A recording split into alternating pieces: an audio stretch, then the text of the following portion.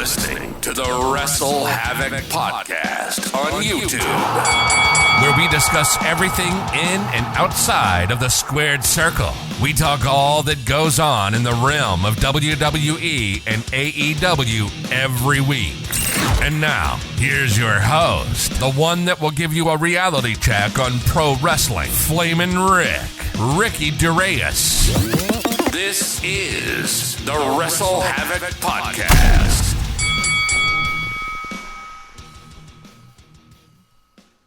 What's up, everybody? It is Flamin' Ricky DeReyes right here on the WrestleHavoc Podcast, here to review AEW Dynamite from July 12th, 2023. We got a lot of things to talk about right here on the Dynamite review. Of course, the big thing that we found out tonight, both of the mystery fifth members for both the Blackpool Combat Club and the Elite have been revealed. Of course, KOTA IBUSHI is the fifth member for the Elite. The Golden Lovers, him and Kenny Omega, have officially reunited. Not only that, the Elite is once again the Golden Elite. So we're going to be talking about that. PAC, yes, I said it, PAC made his official AEW return, and he is the fifth man for the Blackpool Combat Club. A lot of rumors as to who could be the fifth man for the Blackpool Combat Club, considering it was really a little bit confusing, because we all knew for the Elite it was going to be KOTA IBUSHI, but for the Blackpool Combat Club it was a little bit confusing to all of us. But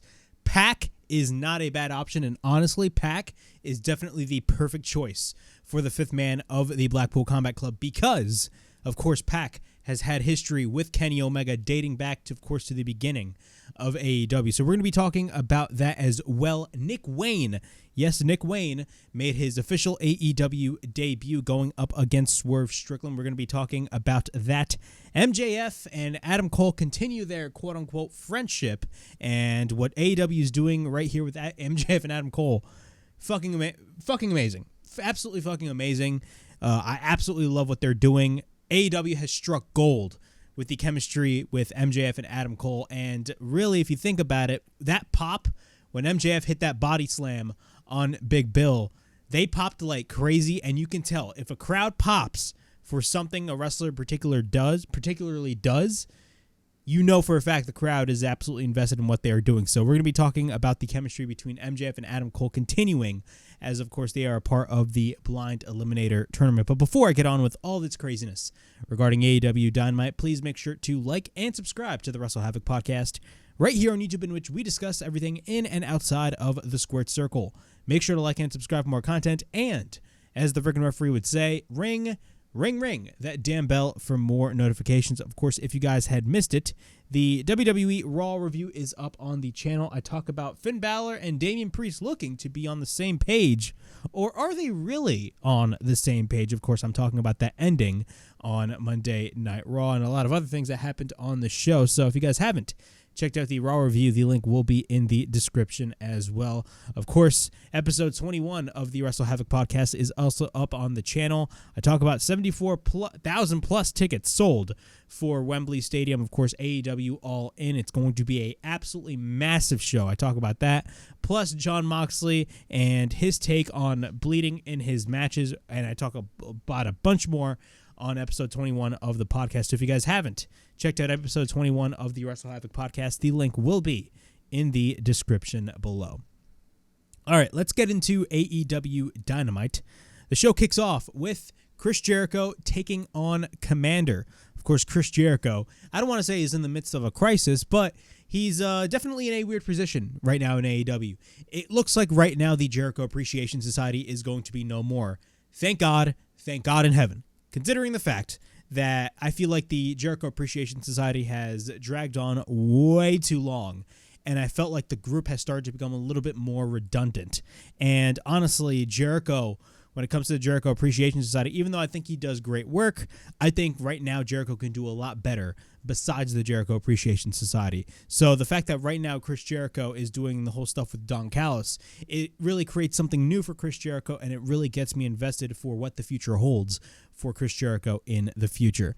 But we have Chris Jericho versus Komander. Overall, I thought it was a pretty good match. Komander, as always, one of the luchadors in AEW, phenomenal. This man loves walking the rope like fucking crazy. But it was not a bad match whatsoever. Was it the best match ever? No, but for what I saw, it was a pretty good match in my opinion. So we're going to go through the match a little bit. Jericho slaps the face of Komander. Komander goes after Jericho. Jericho fights back with a series of chops into the corner, and then Jericho takes Komander to the top. And after that, Komander is upside down, and what happens, Komander ends up hitting a boot, and then he goes for the head scissors. After that, Komander goes for the drop kick, and then Komander ends up going for the overhand chop. And then, of course, goes for a 360 Hurricane Rana on Jericho off the top rope, which looks fucking crazy.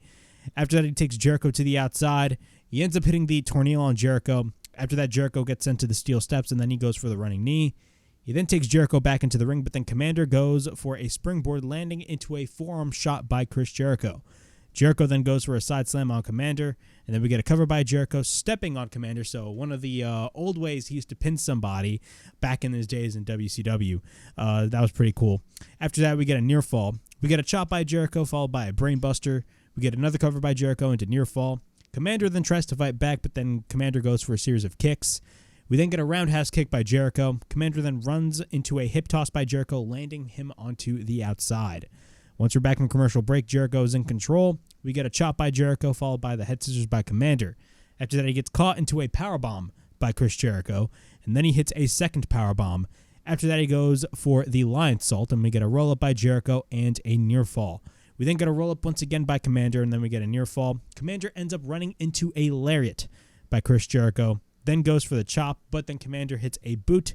He goes to the top, but then Jericho knocks him off. After that, Jericho flips off the crowd. After that, Jericho goes to the second rope. Komander tries to counter the suplex attempt by Chris Jericho, but then we get a headbutt by Komander, taking Jericho down. Komander then walks the ropes. Yes, he walks the ropes. Typical Komander. He walks the ropes with a shooting star press. Absolutely fucking beautiful. We got a cover and a near fall. Komander's on the apron, but then Jericho misses the dropkick and lands on the outside. Komander goes to the top rope. He proceeds to walk the ropes and hits a springboard senton. After that, we get a springboard Phoenix Splash by Komander, and we get a cover and a near fall. Yes, a springboard Phoenix Splash, which looked absolutely amazing. After that, we get a cover and a near fall. Komander then goes off the top and lands into a code breaker by Jericho.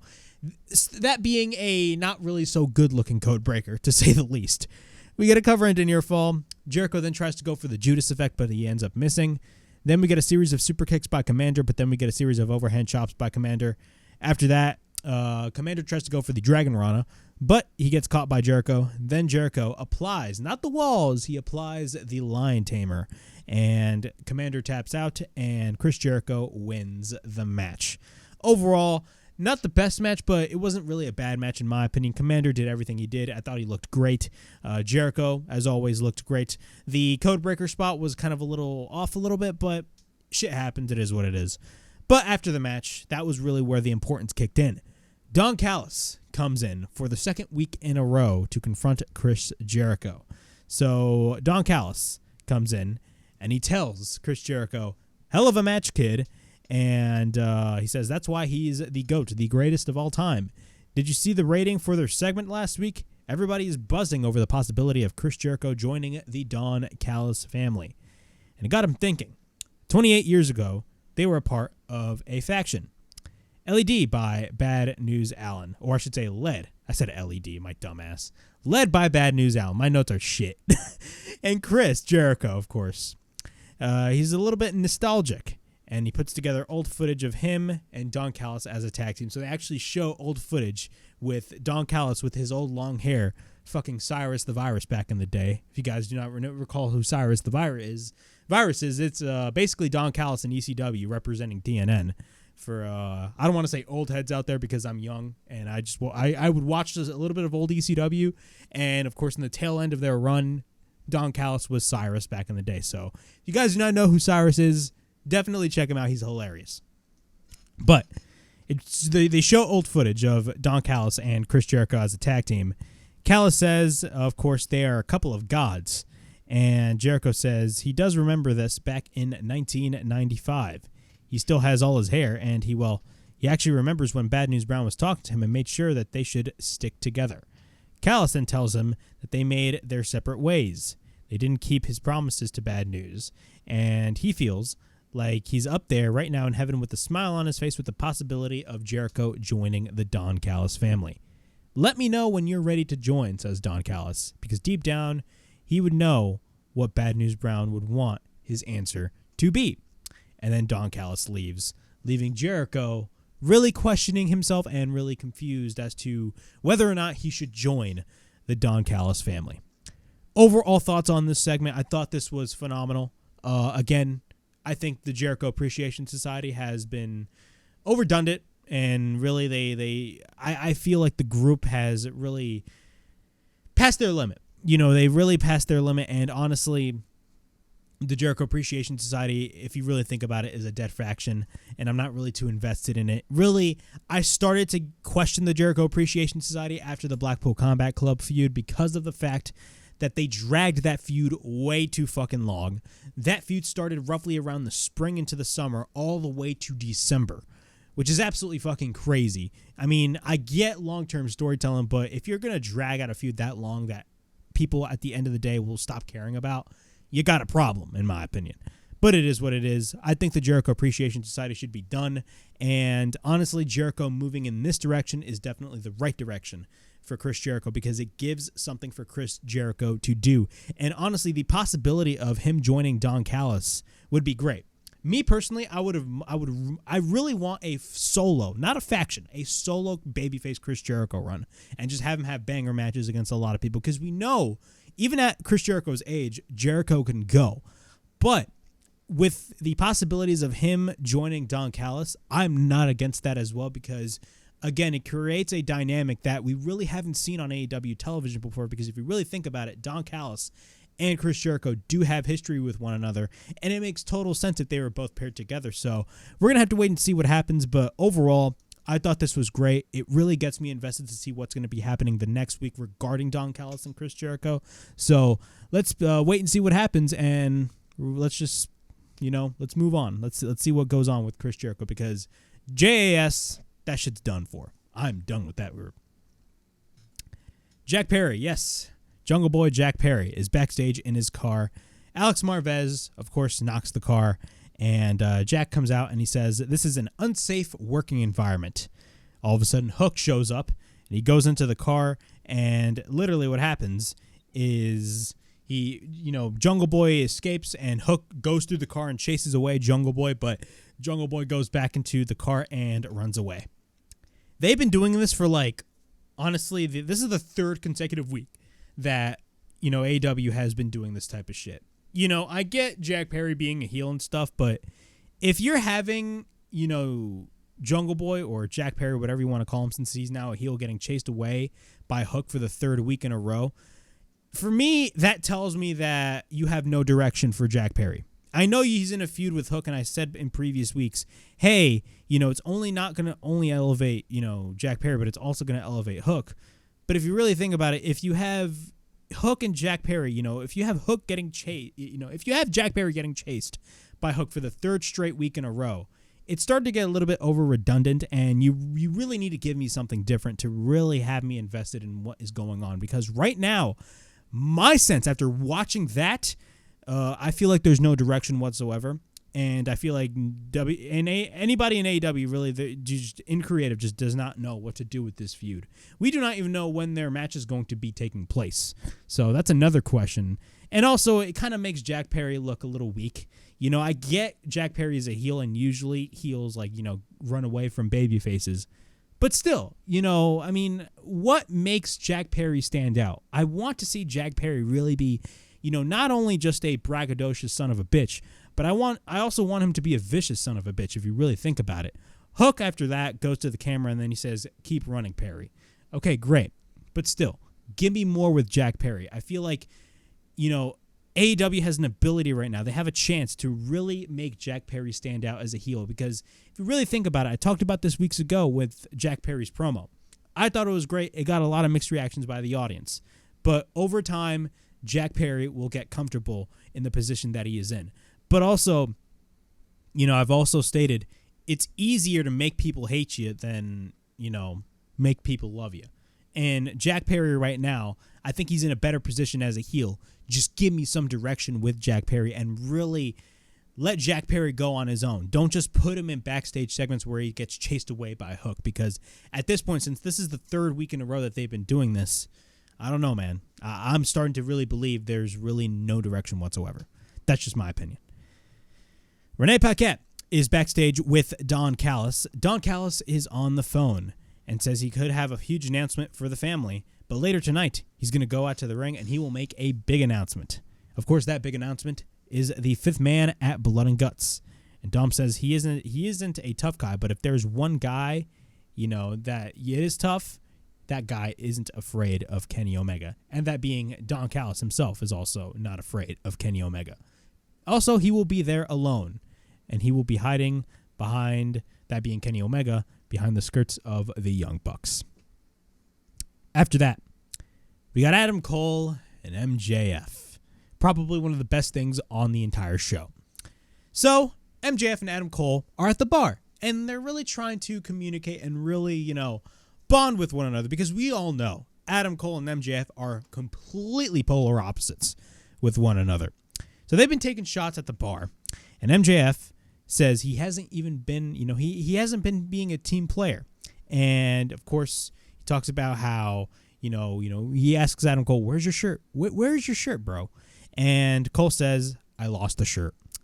After that, a series of girls, like 4 or 5 girls, just walk past Adam Cole and MJF. And MJF says, hey, let's get, 2 girls for me and 2 girls for you. And Cole says no, of course. Adam Cole says, I actually care about Britt Baker, so no. And then MJF is like, 4 more for daddy. That was fucking funny. So he brings all the 4 girls with him, and he walks away with the girls. Then MJF comes back. MJF comes back, and he zips up his fucking pants. That shit was so funny, bro. He zips up his pants. And, MJF, did a lot of shit. You know how MJF is, especially with women. So he fucking comes back, and he zips up his pants. That was the funniest shit out of this whole fucking skit. After that, he says, the maximum ride was spent. And then MJF asks, what's next? And then Cole says, MJF, I lied. I never lost the shirt. And he says, right now, we're going to do what I want to do. But under one condition. I will wear the shirt if we do this. And the camera immediately jump cuts to Adam Cole and MJF playing AEW Fight Forever. That was hilarious. MJF says there's no way that we are playing video games. I'm not a virgin weirdo nerd. And Adam Cole says, his stats are really good. Look, your stats on the game are so good. And then they play AEW Fight Forever. And they're actually having fun in the game. They're actually having fun. Cole then asks, have you even ever played a multiplayer game before? And MJF says, you need to have friends for that. And the camera pans to MJF saying, I don't have friends. Really a little bit of that seriousness in that comedy. I don't know, maybe foreshadowing something, but I love how they added that because, of course, back in the CM Punk feud, they really dived deep into really MJF's past, and I love how they mentioned that in this video package right over here. Then after that, they hit pause and stop the game. And Cole says he's honest. When they were forced to be a tag team, he had every intention of blindsiding him. But MJF was like, I was going to do the same thing. And then they both laugh. And then Cole says, man, you're pretty cool. And MJF says, nah, you're cool, man, too. You're cool, man, too. And MJF says, let's win those AEW tag team titles. And they get motivated. And you know what happens? They win the tag team titles on AEW Fight Forever. This was fucking brilliant. I don't know who came up with this idea, but whoever came up with this idea deserves a fucking raise. Because, again, I talked about this last week. The idea of Adam Cole and MJF really having that bond that they didn't want at first, but really are bonding together. If you really think about it on paper, it's so stupid. It's such a stupid idea. But it's one of those stupid ideas that just doesn't work on paper, but works on the screen. It's really one of those instances where it just works. At this point in wrestling, anything can work. And last week I made the comparison, I'll say it right here again. It's very similar to Sami Zayn and the Bloodline. Some other people even mentioned that on Twitter as well. it's very similar to Sami Zayn and the Bloodline, because when Sami Zayn first started to really interact with the Bloodline, he didn't interact with Roman up till later in the fall, but really when the whole thing started roughly around the spring into the summer, at first everybody was watching this like, what the fuck is this? This is so stupid. But over time, the fans started to really go full pro Sami Zayn. This shit is so cool, man. And WWE just went forward with the storyline. Same thing is kind of similar here. The Bloodline storyline with Sami Zayn, even though it was such a stupid idea, it just worked and it fit with the story of the Bloodline, because before Sami Zayn came into, the realm of the Bloodline, at that point the Bloodline in a way started to become a little bit stale. And with this feud with MJF and Adam Cole, with them bonding together, and eventually they're going to be wrestling again, and eventually MJF is going to be turning on Adam Cole, they're really, really wrenching the fact that, hey, man, at the end of the day, MJF is such a piece of shit, and he is going to turn on Adam Cole. And also, Roderick Strong plays a huge role into this storyline as well. We're going to have to wait and see what goes on, but overall, man, this was fucking brilliant. Absolutely brilliant. Whoever came up with not only these video packages, but these stories as a whole, keep those people, and honestly, just flat out, give them a raise, because this shit is working so well. If the crowd, think about this, if the crowd is popping for a simple body slam, you're doing something right. You're doing something right. And AEW has struck gold with MJF and Adam Cole. Just phenomenal stuff. And we're not done with them later on. After that, we got Darby Allin and Orange Cassidy taking on Sammy Guevara and Daniel Garcia. Of course, this is a part of the Blind Eliminator Tournament. I believe this is the semifinals. And the winners will go to the finals. So, Orange Cassidy and Sammy Guevara start the match. Both wrestlers mock one another. We get a side headlock by Orange Cassidy. Then we get a series of arm drag reversals by both men. Both men then do their own poses. We get a basically spot after spot.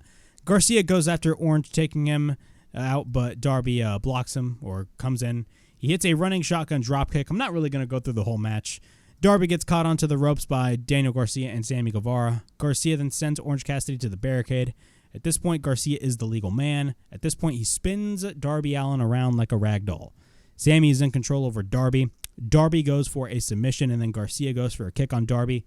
Darby then fights back. Darby ends up going for the code red, but then we get a cover and a near fall. We then get a roll-up by Garcia and a near fall. Code red on Garcia, but then Garcia ends up holding on. So it was basically a sunset flip, not really a code red. Cassidy then bumps the head of Garcia onto the turnbuckle, and then he goes to the top, and he hits a crossbody. We got a tornado DDT countered by Garcia, followed by a Michinoku driver by Garcia on Garcia by Orange. My apologies. We get a cover and a near fall. Garcia then counters the Orange punch into a sleeper. Garcia then applies the Dragon Tamer, and then Orange Cassidy hits the Stunt Dog Millionaire. Later on, Cassidy ends up hitting the Beach Break. This is later on in the match. Garcia then goes for the roll-up, and then we get a roll-up by Orange, and then we get a roll-up by Cassidy. Basically a bunch of roll-up reversals at this point.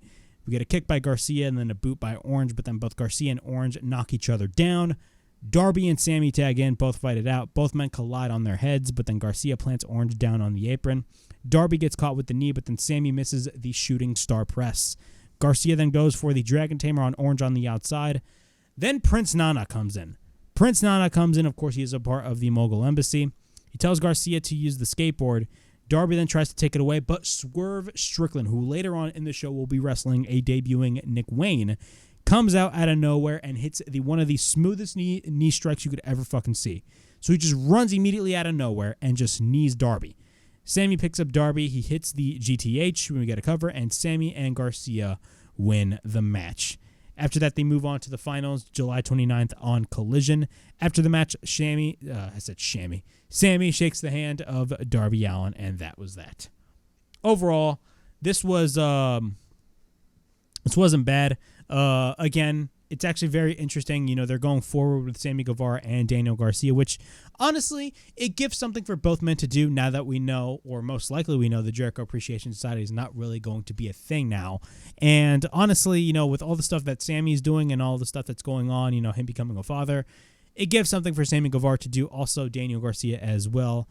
Orange Cassidy and Darby Allin they will be fine. Of course, Orange Cassidy was not the one that got the pin because, of course, he's the current international champion, and we really do not know when Orange Cassidy is going to be taking away, going to drop that international title, but we're going to have to wait and see. But Sammy Guevara and Daniel Garcia will be the ones that will be in the finals of the Blind Eliminator Tournament. After that, we get a very well-produced video package of Nick Wayne. Of course, he talks about his history and basically his family, his father, and him training to become a pro wrestler and him signing with AEW a couple of years ago. And, of course, until he turned 18, which I believe was last week, correct me if I'm wrong, he could finally, be officially a member of the roster. Overall thoughts, man. If you guys haven't seen Nick Wayne is phenomenal. I actually had the privilege of watching Nick Wayne live at a GCW show last year. He was great. He's phenomenal. The crowd absolutely loves Nick Wayne. And the story of Nick Wayne definitely works, especially with Nick Wayne, debuting on AEW television for the viewer that does not know who Nick Wayne is. So, honestly, what they're doing with Nick Wayne and all the video packages that they are airing on him, great stuff. After that, we get a backstage interview with Adam Cole. Adam Cole, of course, is on the phone. Roderick Strong comes in, and he asks Adam Cole if he's really starting to like him. And Strong basically proceeds to question Adam Cole a little bit, but Cole is on the phone and then goes straight to the ring. And what happens is one of the last lines that Adam Cole stated was, I believe it was on MJF, he was like, "Bro, you are going to be wrestling. You are not calling yourself sick." After that, we got Adam Cole and MJF taking on Big Bill and Brian Cage in the semifinals of the Blind Eliminator Tournament. Adam Cole, of course, is wearing the shirt finally. MJF starts the match. He wants to go for the body slam, but then MJF picks up Bill, but MJF just sells the shit out of his back. Cole tags in. MJF walks up the ramp. Cole goes to MJF and tells him to come back. At this point, Adam Cole is the legal man. Cage tags in. Cage goes for a series of push-ups, but then Cole does push-ups of his own. After that, MJF makes the tag. Big Bill tags in. And then MJF tries to pick him up once again. But MJF, as usual, his back hurts, so he sells his back. MJF then tries to go for push-ups, but Bill hits a stomp. He goes after MJF. Once we're back from commercial break, Cage is in control over MJF. Big Bill is the legal man. And he rips the shirt from MJF, and he shoves it up his ass. Right hand by Bill on MJF. Then MJF bites the hand of Big Bill, and MJF slams Big Bill. So what happens is he slams Big Bill, and he slams him to a huge fucking pop. That pop was huge, man. Again, if the crowd for a moment like that pops, especially for just a flat-out slam, you know you struck gold. You just know that for a fact. Cage tags in. He drags MJF not to make the tag, but then MJF tags in Cole. We get a pump kick by Cole, but then we get a pump kick on Cage. After that, Cole fires up the crowd. MJF makes the tag. They try to go for the double clothesline. MJF really wants that double clothesline. And they didn't hit the double clothesline in this match. But I'm telling you right now, when they hit that double clothesline, holy fucking shit, that pop is going to be big. But they didn't hit the double clothesline. After that, both men hit a double super kick later on. Actually, no, Bill goes for a double clothesline on both Adam Cole and MJF. He takes both men, but then both men escape, and then they go for the double super kick on Big Bill. We then get a double clothesline by Cage on both men, but then he picks up Cole. After that, he picks up MJF as well, and he ends up hitting a double fall-away slam. So many doubles, man, in this match. MJF then later on goes for the heat sinker. Adam Cole goes for the boom, and we get a cover by Adam Cole and MJF advance and win, and they go to the finals of the Blind Eliminator Tournament July 29th on AEW Collision. Overall thoughts on this match. This was fucking phenomenal. Absolutely phenomenal. I loved every second of this match. Again, the chemistry between MJF and Adam Cole, just absolutely off the charts, man. Absolutely off the charts. Because, again, it's an idea that sounds so stupid on paper, but it just works. It just works. And sometimes stupid ideas really make the best television. And this is the case with Adam Cole and MJF. We all know where this is going at the end of the day. But it's going to make MJF such a vicious heel at the end of the day. Because think about this. When it comes to a typical MJF feud, if you really think about it, it started, especially after Bryan Danielson and the build-up to Revolution, it started to get a little bit repetitive with, Bryan Danielson or any other wrestler that MJF is feuding with, getting hoops and literally wrestling a different opponent after a different opponent every single week to get to MJF. It started to become a little bit redundant. But what made those types of build-ups for those MJF feuds great was that each one of them were different from one another. Bryan Danielson was different. Chris Jericho, of course, the Labors of Jericho a couple of years ago on AEW TV, of course, the Nick Gage match that we saw, fucking insane. But again, every MJF feud, it's almost really the same thing.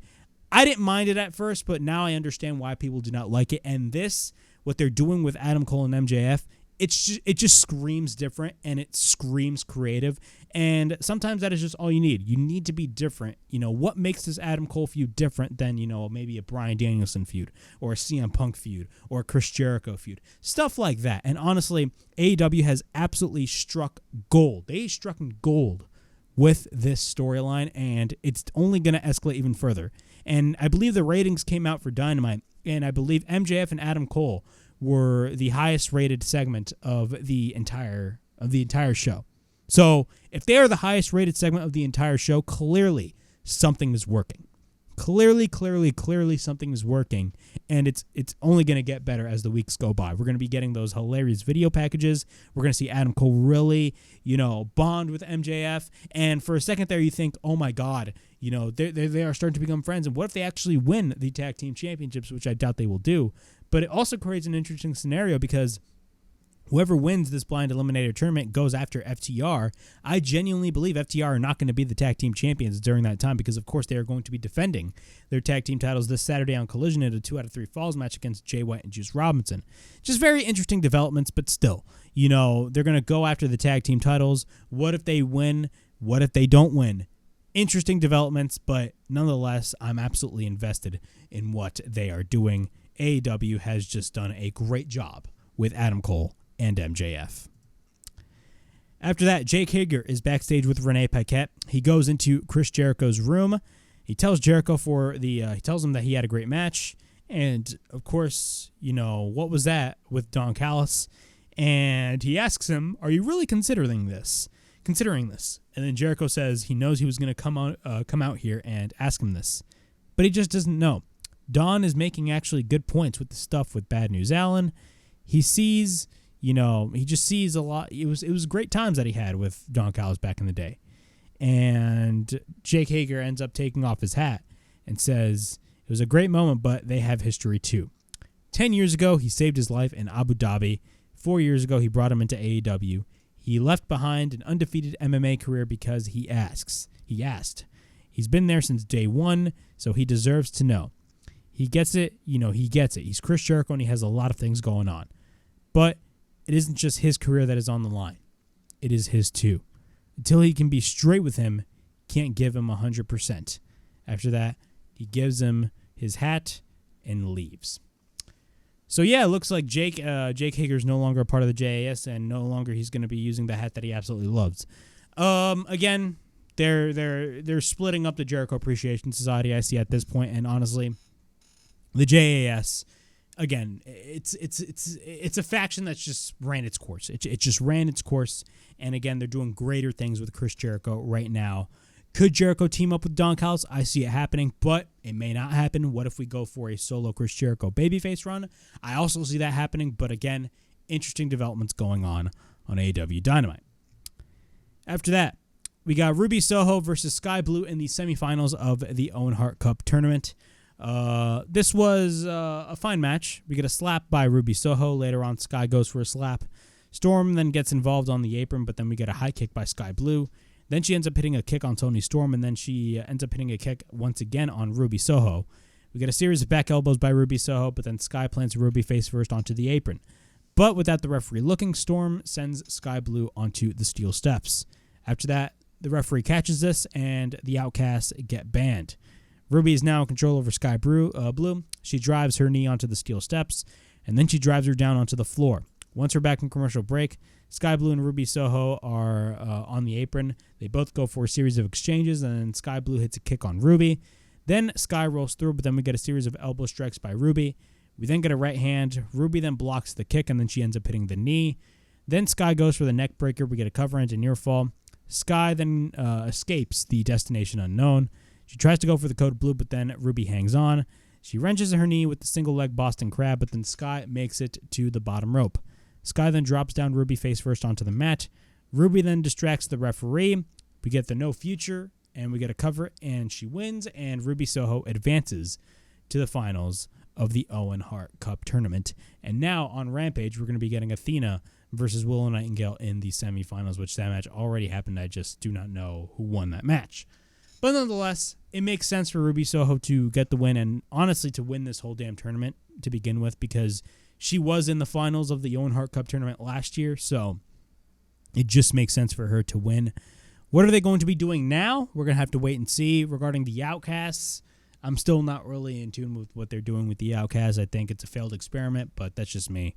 And yeah, Ruby Soho wins, and she advances to the finals, and she will be in the finals this Saturday on AEW Collision. We got the QTV special with Holly Cameron, and she has her rap music video. And let me tell you, she rapped like crazy. I don't know if that was legit or what, but you know, this was still a segment I did not give a shit about because QTV sucks. Nobody likes QT Marshall, but goddamn, Holly Cameron can rap. After that, we got Nick Wayne versus Swerve Strickland.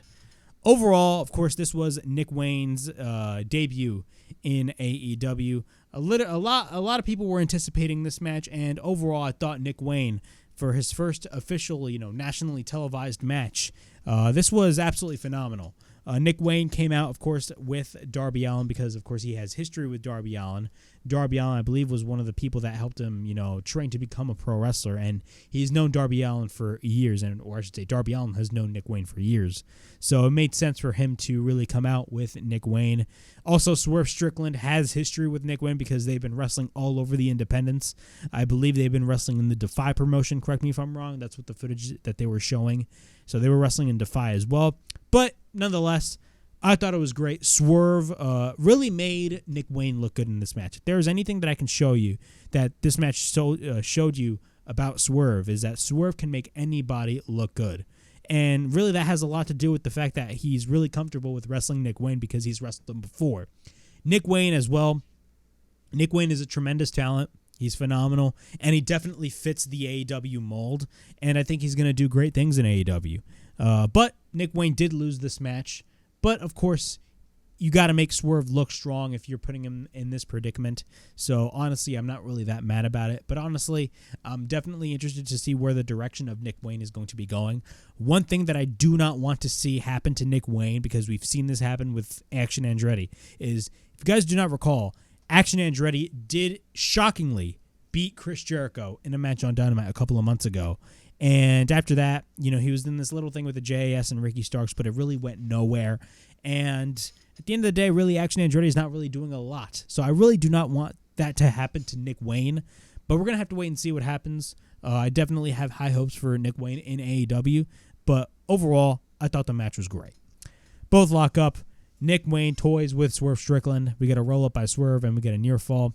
Nick goes for the sunset flip, but then Swerve holds on. Both go for a series of exchanges, but then we get a boot by Swerve. After that, we get a Hurricane Rana by Nick Wayne, followed by a back elbow. We then get a shot to the back of Swerve, but then we get a Fisherman suplex by Nick Wayne. He enters that into a pinfall attempt, but we get a near fall. He tries to go for Wayne's World. Wayne's World is basically a springboard cutter. Swerve is on the outside, Nick is on the top, but then Swerve gets him up. Nick Wayne escapes and hits a Hurricane Rana on Swerve Strickland. Once we're back from commercial break, Swerve is in control. We get a knee by Swerve, and then we get a series of right hands by Swerve. After that, we get a chop by Nick Wayne, but then Nick goes for a left hand. After that, we get a drop kick by Nick, followed by a boot and a spinning kick. Later on, we get a cover end and near fall. Swerve then catches him, and then he picks him up. They end up hitting two backbreakers. After that, we get a cover once again into near fall. Swerve then gets Nick up on the top, but then Darby is on the top of the ramp. Nick fights back, and Nick goes for a fucking Poison Rana. After that, he ends up hitting Wayne's World, but we get a cover, but Swerve's foot made it to the ropes. At this point, both men are on the top once again. We get a Hurricane Rana attempt by Swerve, but then Swerve... Actually, no. We get a Hurricane Rana attempt by Nick, but then Swerve counters into a powerbomb. And that was a fucking ruthless powerbomb. We then get a running kick by Swerve, and we get a cover and a kick out. Swerve then stomps onto the shoulder of Nick Wayne. And then he goes for the JML driver, and we get a cover, and Swerve wins the match. Overall thoughts on this match. Again, great match. Nick Wayne looked great. Swerve definitely made Nick Wayne what he was. And if you really think about it, with the history that he has with Nick Wayne, you couldn't expect anything else. He made Swerve. Even though Nick Wayne lost, Nick Wayne still looked really good. But I do not want Nick Wayne to go on a freaking losing streak. But we're going to have to wait and see what happens. But overall, I think Nick Wayne being in AEW is definitely a positive. And honestly, if you think about it, he definitely fits the style of AEW. So great match with Nick Wayne and Swerve. And hopefully Nick Wayne can do a lot of great things here in All Elite Wrestling. After that, we got our closing segment. Don Callis comes out. And what happens is that he says he has something to say. And he is out here to make an announcement. An announcement that he is very excited about. He is here to announce the 5th member for Blood and Guts. He's excited because the 5th member of Blood and Guts will slaughter the Elite. And there's no one more deserving of this abuse than Kenny Omega. Because he knows the real Kenny Omega. The real Kenny is a coward and he is a punk. And then Kenny Omega comes out. Kenny then immediately runs into the ring, but out of nowhere, the Blackpool Combat Club comes out. PAC, then all of a sudden from behind, yes, PAC, out of nowhere, attacks Kenny Omega with the chair. PAC is officially back in AEW. The BCC then gangs up on Kenny. Mox holds on to Kenny. Dawn goes for a stomp, and then PAC has the mic, and he says, Kenny, you have no idea how long he's been waiting for this. You shattered his nose, and look at me, Kenny. He's the 5th member, and now he pays the price. And then after that, they place a chair on Kenny. Mox then asks any last words before Blood and Guts. Kenny has the microphone while he has a freaking chair on his neck, and he says, you forgot we have a 5th member too. And then the lights go out, and it shows he's coming with the Blood and Guts font. And then they show fucking Kota Ibushi on the Tron, and the crowd just goes absolutely apeshit. The funny thing is Kota Ibushi's theme song was playing before they actually showed Kota Ibushi, and what's weird is that the crowd popped as soon as they showed Kota Ibushi on the screen. What's weird is that while his theme song was playing before they actually showed Kota Ibushi, no one was really saying anything. Like I immediately, as soon as his theme song played, I immediately recognized his theme song. But it's official.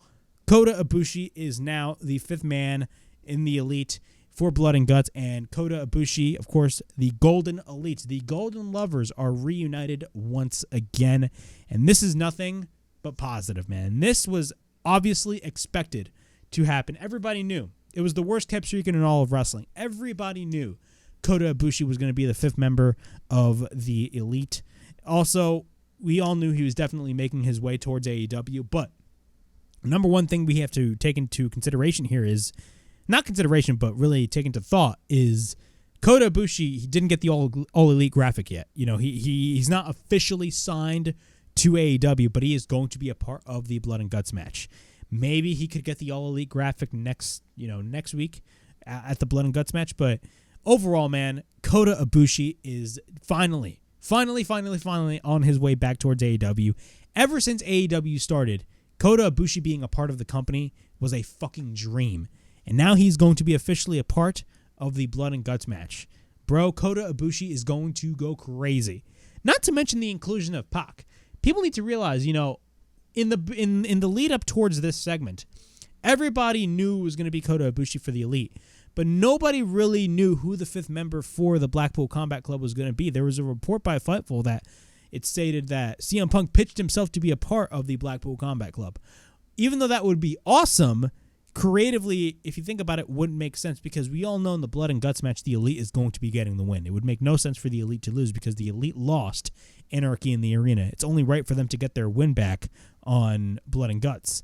So if you really think about it, if CM Punk was the 5th man, it wouldn't really make any sense creatively. But with PAC PAC definitely makes sense, not only just for blood and guts, but really for the history's sake, because PAC, Kim and Kenny Omega definitely have a lot, and I mean a lot of history together, dating back to the beginning of AEW, of course, where he was, I believe, supposed to be challenging Hangman, but apparently there were some issues over there. And then, of course, once AEW Dynamite premiered, one of the first feuds, we all knew Omega was feuding with Moxley at the time, but before Dynamite, he had that match with Omega at the first All Out, and he applied the brutalizer, and Omega kind of just passed out. And then later on, they had that amazing Iron Man match on the Go Home Dynamite before the very first Revolution. Absolutely phenomenal stuff. So PAC does have some history with Kenny Omega, and it makes total fucking sense for him to be a part of the Blackpool Combat Club. Now, is he an official member of the Blackpool Combat Club? We do not know. Is he an official member of Don Callis' family? We do not know. We don't even know if Don Callis and Konosuke Takeshita are officially a part of the Blackpool Combat Club, because they are, but they aren't. They're not like official members of the group, so we're going to be, it's going to be interesting to see what goes on, but Blood and Guts is definitely going to be the blow-off for this feud, and then after that, we're going to be off to the races when it comes to the Blackpool Combat Club and the Elite just going their separate ways. So overall, KOTA IBUSHI is official. He will be a part of the Blood and Guts match, and I'm absolutely fucking excited. Considering that this War Games match is going to be on free television, we got KOTA IBUSHI doing the craziest shit possible in this Blood and Guts match. I'm fucking excited, and you, the viewer, watching this review right now, should be too. But yeah, that was my AEW Dynamite review from July 12th, 2023. Overall thoughts on this episode of Dynamite. I thought it was a great episode of Dynamite. Thought it was great. A lot of the stuff that happened on the show, like MJF and Adam Cole, probably the best thing that happened on the show. KOTA IBUSHI, everything else, Chris Jericho and the development being a part of Don Callis' family. A lot of interesting developments going on. A lot of storyline progression in AEW, which is very good to see, because I know a lot of people tend to say AEW does not have storylines, even though they clearly do. It's just the Bloodline storyline is so hot that that's the only story that they can really get invested in right now. And really, they can't think of anything else. But it is what it is. AEW does have storylines, and they've been progressing a lot of those storylines on this Dynamite show. Now we're moving forward with Collision this Saturday. Of course, we have the finals of the Owen Hart Cup tournament. Ruby Soho is going to be a part of the finals. We got CM Punk versus Ricky Starks in the 2 out of 3 falls match between FTR and Bullet Club Gold's Switchblade Jay White and Juice Robinson for the AEW World Tag Team Championship. So I'm definitely excited for that. Of course, we got SmackDown on Friday and everything else going on in the realm of professional wrestling. So yeah, that was my AEW Dynamite review. Please like, subscribe, comment down below, push that bell for notifications, and be on the lookout for more videos right here on the WrestleHavoc Podcast, in which we discuss everything in and outside of the squared circle. Make sure to like and subscribe for more content, and as the freaking referee would say, ring, ring, ring that damn bell for more notifications. And as always, it is Flamin' Rick, Ricky DeRays, signing out. I'll see you guys later. Peace.